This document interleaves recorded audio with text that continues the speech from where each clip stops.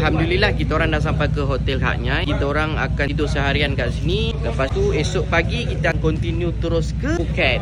Apa-apa? Let's go.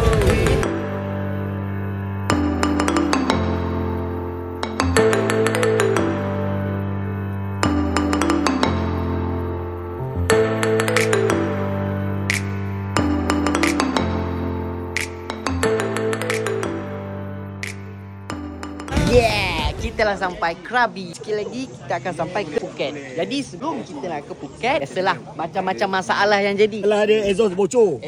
Dia ada lubang kat sini bocor. Api itulah dia. 14 sini. Ingatkan motor mahal power. Macam sibar. Kamu lah. Celaka. 121 elok je. Elok je bro. Alamak. Kata-kata? Tak boleh. Tak ada kata-kata. Kata? Hidup ni keras. 30 minit dah. Sabar. Kata-kata mana motor? Bilik korang tak ada malam ni.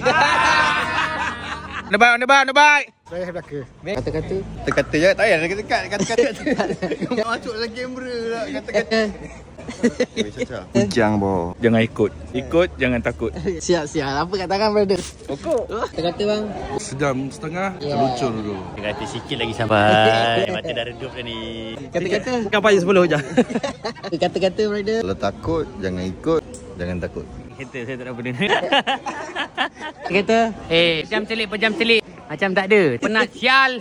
So kita akan terus ke Phuket. Let's go.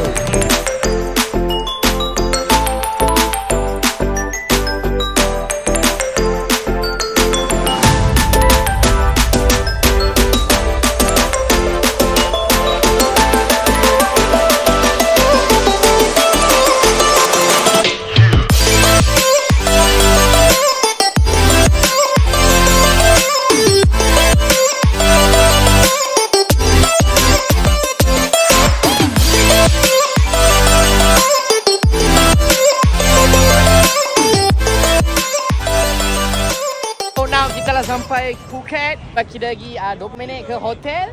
Just kita let's go lah.